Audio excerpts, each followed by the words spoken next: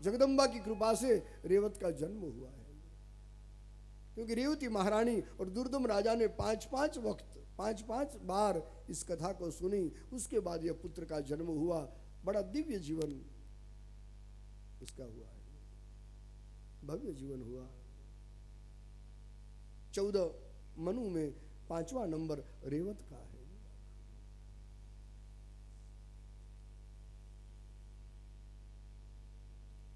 महात्म्य में अंतिम अध्याय में विधि का वर्णन किया है। कोई भी कर्म यदि सफल हो, ऐसी इच्छा हो, तो विधि पूर्वक कर्म करना चाहिए। विधि का उल्लंघन कभी नहीं करना चाहिए। जो नर नारी विधि पूर्वक क्रिया करेंगे उसी को सिद्धि प्राप्त होगी, सफलता प्राप्त होगी। गीता जी के 16वें अध्याय के अंतिम 2 श्लोक में भगवान ने कहा कि अर्जुन, यह शास्त्र विधि मुत्सृज्य वर्तते काम कारतः न स सिद्धिमवाप्नोति न सुखम न परांगतिम तस्मात् शास्त्रम प्रमाणन्ते कार्याकार्य व्यवस्थितौ ज्ञात्वा शास्त्र विधानोक्तम कर्म कर्तुमिहार्हसि। कोई भी मनुष्य यदि शास्त्र को नहीं मानता है, अपनी इच्छा से कार्य करता है, तो उसका कार्य कभी सफल नहीं होगा। स्वेच्छाचारी बन के, स्वच्छंदी बन के यदि मनुष्य कर्म करेगा तो कर्म का योग्य फल नहीं मिलेगा उसको। न स सिद्धिमवाप्नोति, उसको सिद्धि कभी नहीं मिलेगी। न सुखम, जो भगवान का वचन है गीता जी में, उसको सच्चा सुख भी नहीं मिलेगा। और न पराम गतिम, जीवन का तीसरा फल परम गति भी प्राप्त नहीं होगी। ये 3 जो फल चाहिए, तो जो भी हम कर्म करें, सत्कर्म विधि पूर्वक होना चाहिए। तस्मात् शास्त्रम प्रमाणन्ते, कौन सा कर्म किस तरह करना चाहिए सब शास्त्रों में लिखा है, उसी तरह कार्य होना चाहिए, अपनी इच्छा से नहीं। अंतिम अध्याय में विधि अध्याय लिखा है। देवी भागवत का आयोजन करने से पहले भूदेव के चरणों में जाकर मुहूर्त निकालना चाहिए। मुहूर्तम पृच्छ यत्नतः,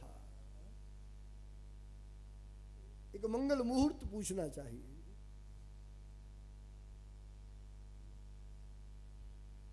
एक उदाहरण मत तो आपने कल सुना कि ये कथा आप हमेशा सुन सकते हैं। सदा सेव्यम देवी भागवतम नरैः। महाभागवत जी में भी लिखा है महात्म्य के, सदा सेव्या श्रीमद् भागवती कथा यस्याह श्रवण मात्रेण हरिश्चित्तम समाश्रयेत्। मगर ये दूसरा मत है कि मुहूर्त पूछना चाहिए, एक मंगल मुहूर्त निकालना चाहिए। और नवरात्रि जब होती है तब मुहूर्त की कोई चिंता नहीं, क्योंकि नवरात्रि में भगवती की कथा सुनना जीवन का परम लाभ है, सबसे बड़ा लाभ है। कल से यह कथा हमने शुरू की। नवरात्रि का प्रारंभ कल से हुआ, मंगलवार था। और माँ का भी एक नाम मंगला है। जयंती मंगला काली भद्रकाली कपालिनी दुर्गा क्षमा शिवा धात्री स्वाहा स्वधा नमोस्तुते। जय त्वंदेवी चामुंडे जय भूतार्तिहारिणी जय सर्वगते देवी काल रात्रि नमोस्तुते। मेरी माँ के हजारों नाम, एक नाम है मंगला। और प्रति मंगलवार माँ का व्रत करने को कहा है देवी भागवत में कि मंगलवार को भगवती का व्रत कीजिए, उपासना कीजिए, भजन कीजिए। माँ आपका हमेशा मंगल करेगी, क्योंकि वह मंगला है। कोई भी व्यक्ति माँ का भजन करेगा, मंगलवार को व्रत करेगा, उसका अमंगल कभी नहीं होगा, क्योंकि मेरी माँ मंगला है।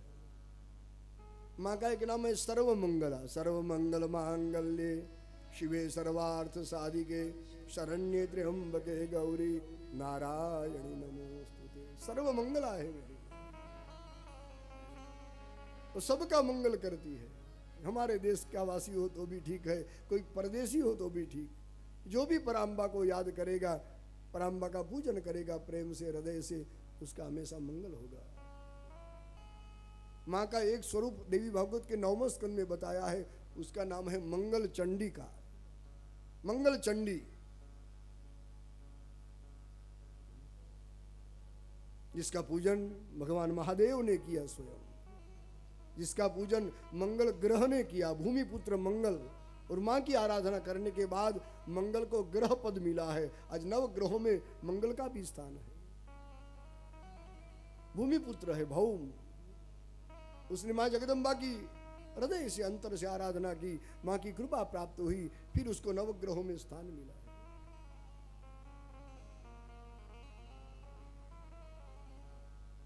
मंगल नाम का एक बड़ा राजा भी हमारे भारत में हुआ। मंगल भूप ने भी मंगल चंडिका का आराधन किया है और सबका मंगल माने किया। तो कल से देवी भागवत का प्रारंभ किया। कल मंगलवार था, आज बुध का वार है, चंद्र के पुत्र बुध का वार। मुहूर्त पूछने की बात कही यहाँ कि महाराज के पास जाकर कोई विद्वान बुधदेव के चरणों में जाकर मुहूर्त निकालिए, एक तिथि निश्चित तय करनी पड़ेगी।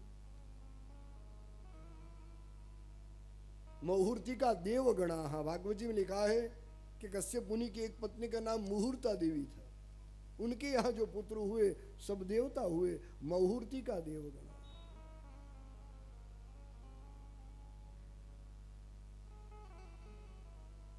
हमारे यहाँ 15 तिथियां है, 7 वार है, 27 नक्षत्र है, 27 योग भी है। सबके अधिष्ठाता एक एक देव है। उस तिथि में, उस योग में, उस नक्षत्र में कार्य करने से हमारा काम सफल होता है, क्योंकि उस देवता की कृपा प्राप्त होती है।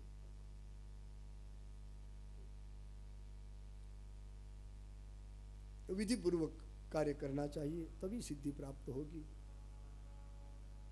देवी भागवत की कथा दिव्य है, ये अमृत का रस है। श्रीमद् देवी भागवत पीयूष रस लोलुपैहि, यह अमृत है। यह कथा, मां की कथा अमृतमयी है। धरती का यह पीयूष है, अमृत। आप सब पीयूष का पान कर रहे हैं और हमारे भाई श्री भी कितना भाव से कथा सुन रहे हैं। इसलिए मैंने कल कहा कि मैं भी कृतार्थ हुआ, धन्य हुआ कि यहां हमें आमंत्रण मिला,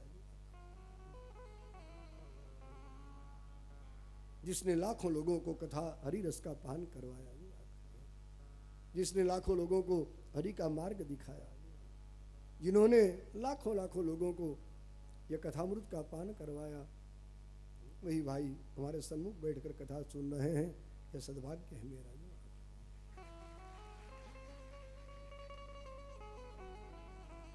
लाखों लोगों के जीवन को हरि के सन्मुख बनवाया जिन्होंने।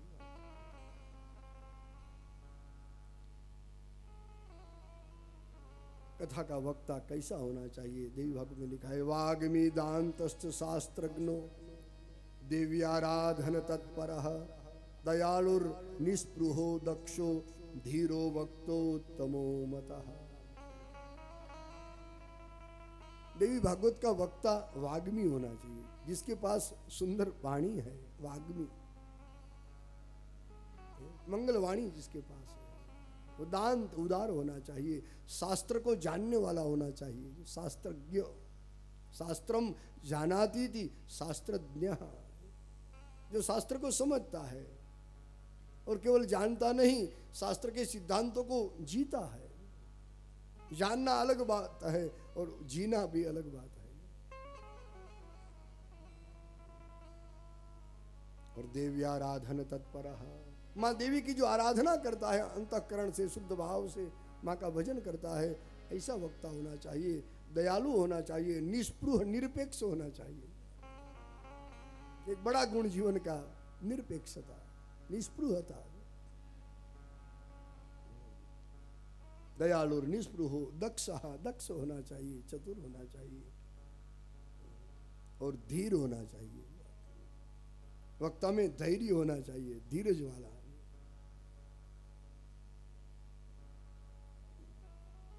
धीरज से, धैर्य से कथा करे, सब समझ पाए। और धैर्यवान पुरुष किसको कहते हैं? एक श्लोक में लिखा है, नीति शतक का यह श्लोक है, निंदन्तु नीति निपुणा यदि वास्तुवन्तु लक्ष्मी समाविशतु गच्छतु वा यथेष्टम अद्यैव वा मरणमस्तु युगांतरे वा न्यायात् पथ प्रविचलन्ति पदन्न धीरा। इस जगत में धीर पुरुष हम किसको कहेंगे? धैर्यवान कौन है इस संसार में? इस श्लोक में लक्षण बताए गए सब। निंदन्तु नीति निपुणा यदि वास्तुवन्तु। कोई हमारी निंदा करे या कोई स्तुति करे, मगर जो धैर्यवान पुरुष है उसके मन पर कोई असर नहीं होती। निंदा सुनकर वह कभी दुखी नहीं होता, कोई प्रशंसा करे तो सुनकर वह खुश नहीं होता।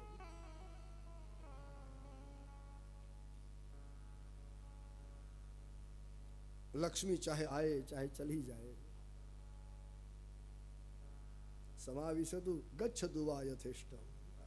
लक्ष्मी को आना हो तो आए, जाना हो तो चली जाए, कोई बात नहीं। धैर्यवान पुरुष के मन पर कोई असर नहीं होती। मृत्यु 25-50-100 साल के बाद हो या आज आए, कोई चिंता नहीं। तो धैर्यवान पुरुष कभी धैर्य छोड़ता नहीं। ये सब वक्ता के गुण बताए गए। श्रोता भी कैसा होना चाहिए? इसमें लिखा है कि श्रोता ब्रह्मण्य होना चाहिए। ब्राह्मणों को देव समझने वाला, देवता भक्त होना चाहिए, कथारस परायण होना चाहिए, उदार होना चाहिए, अलोलुपः, जिसके मन में कोई लालसा नहीं है, ऐसा होना चाहिए, नम्र होना चाहिए। और श्रोता हिंसादि वर्जितः, अहिंसक होना चाहिए। तो वक्ता के साथ 9, 7 या 5 ब्राह्मणों का वर्ण करना चाहिए। वर्णम पंच विप्राणाम कथा भंग निवृत्तये कर्तव्यम तैर हरेर जाप्यम द्वादशाक्षर विद्या। भागवत जी में लिखा कि 5 ब्राह्मणों का वर्ण कीजिए। यहाँ लिखा कि 9, 7, 5 भूदेवों का वर्ण करना चाहिए। ये सब भूदेव बैठे बैठे नवारण का जप करे। ओम ऐं ह्रीं क्लीं चामुंडायै विच्चे, नवाक्षर मंत्र है मेरी माँ का, नवारण मंत्र। भागवत में द्वादशाक्षर मंत्र बताया। ओम नमो भगवते वासुदेवाय। माँ का मंत्र 9 अक्षर का है, क्योंकि माँ 9 दुर्गा है। तो 9 अक्षर मंत्र का जितना जप होगा उतना हमारा कार्य दिव्य बनेगा। जब से कार्य का विघ्न दूर होता है, निर्विघ्न हमारा कार्य पूर्ण होता है। कोई ब्राह्मण बैठ करके सप्तशती का पाठ करे, कोई नवारण का जप करे, कोई सप्तशती का पाठ करे। मार्कंडेय पुराण में से सप्तशती का जो पाठ है लिया गया है, क्योंकि मार्कंडेय मुनि ने भी माँ का गुणानुवाद गाया है। 9 दिन तक ब्रह्मचर्य का पालन करना चाहिए, भूमि पर शयन करना चाहिए, पत्रावली में भोजन करना चाहिए, हो सके तो उपवास करना चाहिए। उपवास में भी दूध पीने की, घी पीने की, फलाहार करने की छूट दी गई है। पयपानम घृतपानम फलाहारेण वा पुनः।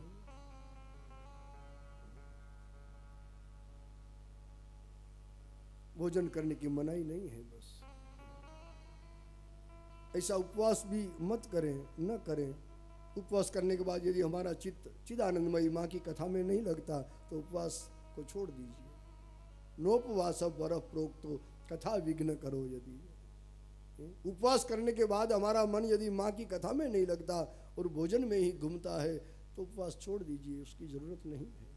भोजनंतु वरम मन्ये कथा श्रवण कारकम। भोजन करने के बाद यदि कथा श्रवण में कोई विघ्न नहीं होता तो प्रेम से भोजन करके बैठिए। खाने की मनाही नहीं हमारे यहाँ, मगर इतना याद रखना पड़ेगा कि यह जो 9 दिन हमें मिला है भोजन करने के लिए नहीं, माँ का भजन करने के लिए मिला है। भोजन का लाभ तो प्रत्येक शरीर में मिलेगा। यदि पशु का शरीर है, पक्षी का शरीर है, वहां भी भोजन तो मिलता है, मगर भजन का लाभ केवल मानव शरीर से ही हम ले सकते हैं। पशु पंखी भजन नहीं कर सकते। मानव देह में हम भजन कर सकते हैं, माँ की आराधना कर सकते हैं। इसलिए यह जो 9 दिन हमें मिला है भजन के लिए मिला है। भोजन कीजिए, मना ही नहीं, भोजनम तो वरम मन्य, ऐसा लिखा। मगर इतना भोजन मत कीजिए कि भोजन करने के बाद हमको नींद आ जाए। घણા ચારે ખૂણા ભરીને બેઠા હોય, પછી ખબર ન પડે ક્યારે સમાધિ લાગી જાય, ઝોકા આવી જાય, નીંદર આવી જાય, કારણ કે ચારે ખૂણા પેટના ભરીને દબાવીને બેઠા હોઈએ, મુશ્કેલી થાય। इतना ज्यादा भोजन भी मत करें, ऐसा उपवास भी न करें कि हमारा चित्त खाने पीने में घूमता रहे, माँ की कथा में न लगे। ऐसा उपवास भी क्या काम करे। नोपवास वरः प्रोक्ता कथा विघ्न करो यदि, तो मध्यम मार्ग अपनाना चाहिए। बस याद रखिए भजन श्रेष्ठ है सबसे। एक हमारे कवि ने लिखा, संस्कृत के पंडित ने, कि सतम विहाय भोक्तव्यम सहस्रम स्नानम आचरेत लक्षम विहाय दातव्यम कोटिन त्यक्त्वा हरिम भजेत। 100 काम छोड़ करके भोजन कर लीजिए। सतम विहाय भोक्तव्यम, 100 कामों को छोड़ दीजिए, बस भोजन कर लीजिए। ये तो अच्छी बात है, सबको पाने वाली बात है। मगर हमारे कवि आगे बढ़ गए, सहस्रम स्नान माचे, 1000 काम छोड़ करके स्नान कर लीजिए। जहां जहां भागवत भागीरथी बहती हो, बस वहां डुबकी लगाइए, गोता लगाइए, स्नान कीजिए इस भागवत भागीरथी में। माँ गौरी की कथा गंगा है, महामाया की यह कथा मंदाकिनी है, इसमें गोता लगाइए। 1000 काम छोड़ दीजिए, माँ का काम हम पहले करेंगे, फिर अपना काम। और आगे बढ़कर कवि ने लिखा कि लक्षम विहाय दातव्यम, 1,00,000 काम छोड़ करके दान दीजिए। दातव्यम देना चाहिए जी। माँ की कृपा से हमें संपत्ति मिली है, तो ऐसे जहाँ जहाँ धर्म कार्य होता है वहाँ उदार बन के अर्पण करना चाहिए। दातव्यम भोक्तव्यम सती विभवे संग्रहो न कर्तव्य। पहले दातव्यम, बाद में लिखा भोक्तव्यम। पहले दीजिए फिर भोगिए। सती विभ्रवे संग्रहो न कर्तव्य, विभव यदि वैभव मिला है संग्रह मत कीजिए। मगर आज संग्रह वृत्ति हमारे जीवन में बढ़ रही है, संग्रहखोरी बढ़ती जाए शायद जगत में। धन के 3 मार्ग बताए, दानम भोगो नासः तीसरो गतयो भवन्ति वित्तस्य नो यो न ददाति न भुंक्ते तस्य तृतीया गतिर्भवति। दान भोग और नाश 3 गति है धन की, संपत्ति की, चौथी कोई गति है ही नहीं।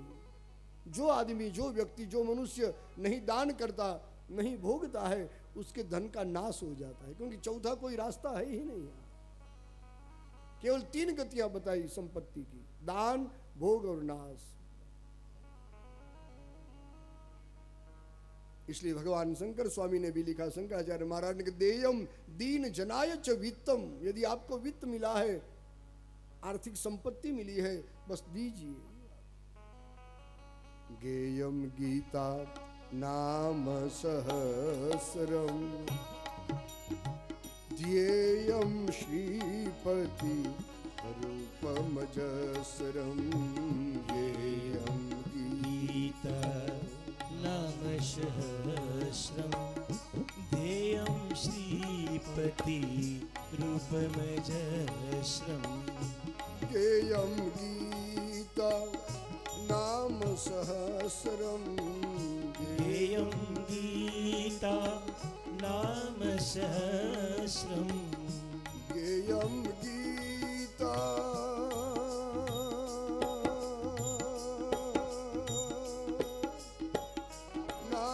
सहस्रम। गेयं गीता नाम सहस्रम। ध्येयं श्रीपति रूपमजस्रम्। ध्येयं श्रीपति रूपमजस्रम्। नेयं सज्जन संगे चित्तम्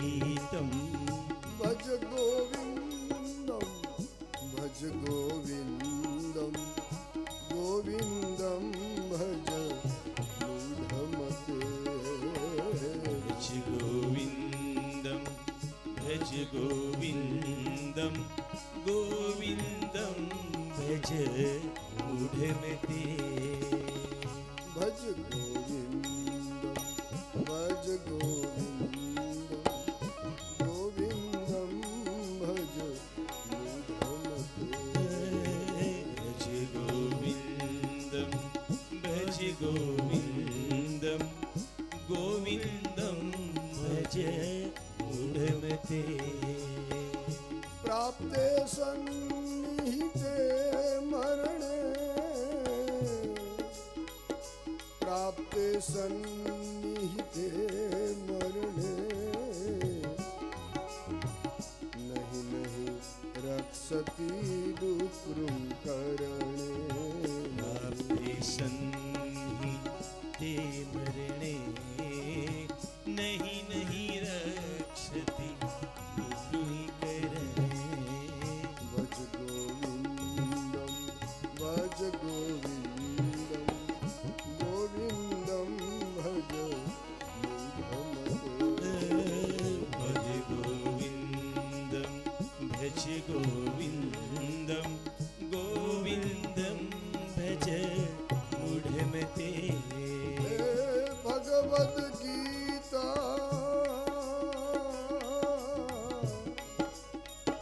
किंचिद भीता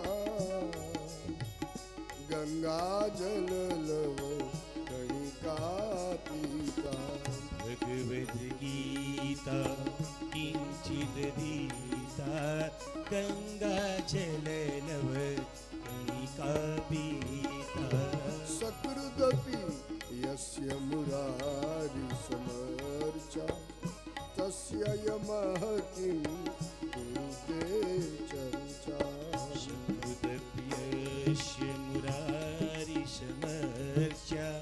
तस्य यमः किं कुरुते चर्चा भज गोविंदम भज गोविंदम गोविंदम भज मूढ़मते भज गोविंदम भज गोविंदम गोविंदम भज मूढ़मते गोविंदम भज मूढ़मते गोविंदम भज मूढ़मते गोविंदम भज मूढ़मते गोविंदम भज मूढ़मते भगवती अम्बे माँ जय जगदम्बे महामाया अम्बे माँ जय जगदम्बे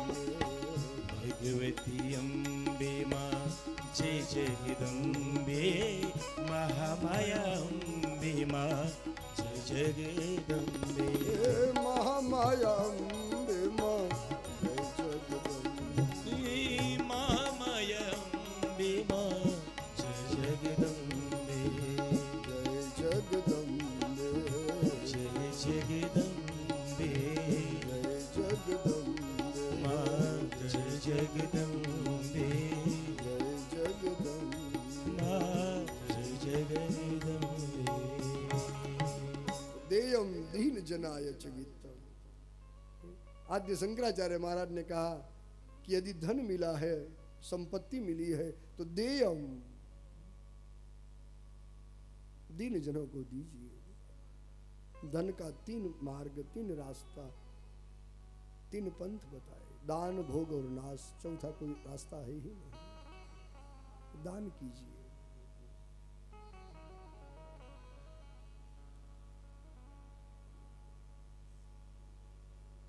देवी भागवत का जो वक्ता है वह बालक हो, युवा हो या वृद्ध हो, वो सबका पूज्य है, सबके लिए वंदनीय है। पुराण अग्न परो गुरु, ऐसा लिखा है। जो पुराण को जानने वाला वो परम गुरु है।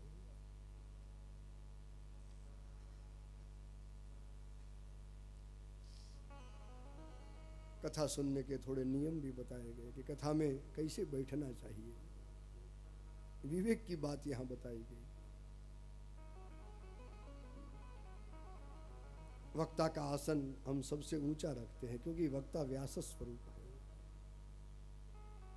इसलिए सबसे ऊंचा आसन वक्ता का हम रखते हैं। हम सब नीचे बैठकर सुनते हैं, यह विवेक है हमारा, ऐसा होना ही चाहिए।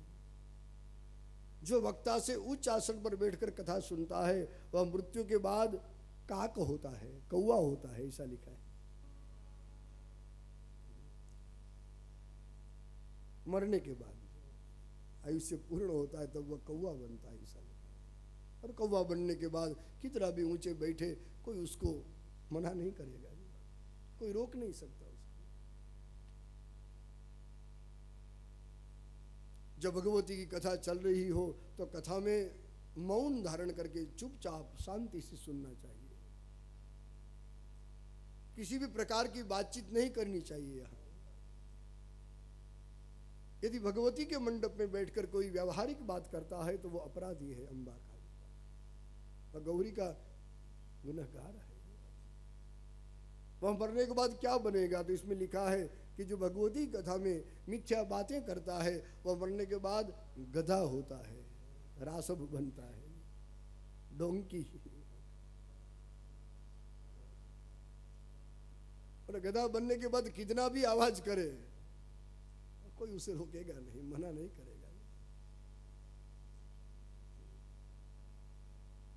तो किसी कवि ने लिखा कि ज्ञानी से ज्ञानी मिले तो करे ज्ञान की बात, और गधे से गधा मिले तो करे लातम लात।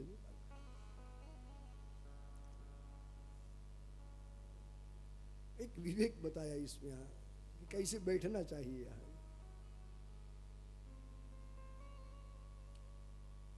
बड़ी सुंदर बात बताई। यदि कथा चल रही है, यदि आप सो जाते हैं कथा में, यदि आप सो जाएंगे तो क्या होगा, मरने के बाद सोने वाला सर्प होता है। जो शयन करता है, माँ की कथा सुनने के बजाय जो शयन करता है, सो जाता है, वह मृत्यु के बाद सर्प होता है। और बगल में बैठा है पास में, वो जानता है कि यह सो रहा है तो भी वो जगाता नहीं है, वह मरने के बाद मदारी होता है। लालवादी ने फूलवादी बने, પછી કરંડિયામાં ભરીને ફરતા હોય ગામડે ગામડે, હાથમાં ઓલી મોરલી લઈને।